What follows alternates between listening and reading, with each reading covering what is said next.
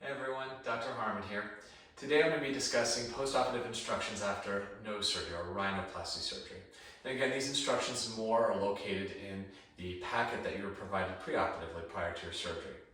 So more than likely you have a protective cast over your nose after surgery, and this will stay on for 1 week.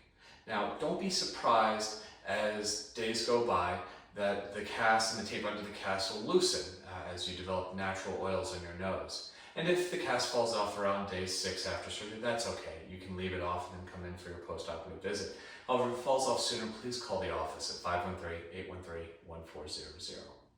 You do, however, want to keep that area of your nose dry for the first 7 days after surgery. So while it's okay to wash your hair and wash your face and body, you want to avoid getting that area wet. The sutures are typically removed around day 4 or 5 after surgery. And after that time, I'll give you additional instructions on how to take care of the inside of your nose. So prior to those instructions, you want to avoid placing anything inside your nose, cleaning your nose, blowing your nose, or sneezing through your nose.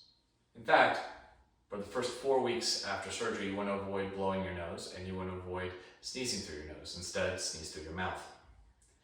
If you do have an incision at the base of your nose, then I recommend taking care of it in the following way.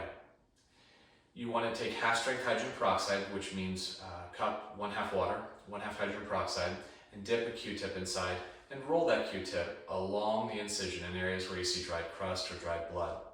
If there is no dried crust or dried blood, you do not need to clean those incisions.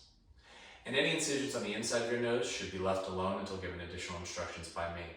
So for the first week, you don't want to put anything in your nose, and you may in fact feel like your nose is a little more stuffed because there's dry blood and crust on the inside that you can't take care of. In addition to cleaning any crust off the external incision, you do want to place ointments on that incision if you have it. So at first, you're going to start with Bacitracin antibiotic ointment, or I'll give you an alternative if allergic, and you want to apply it liberally to that incision at least twice a day to keep it nice and moist. After 3 days, I'd like you to stop the Bacitracin or other antibiotic ointment and transition to Aquaphor ointment. And you'll place that liberally on the nose until the healing is complete. And you'll have a good sense of that. It can be a week or sometimes 2 weeks.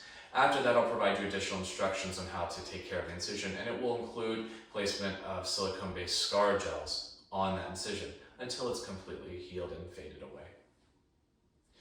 You want to avoid anything that could potentially result in contact with the nose for at least the first 6 weeks after surgery. And by day 5 to day 7, I'll give you additional instructions on how to clean out your nose with saline sprays, which you will use until all the swelling has gone down and you're breathing comfortably through your nose.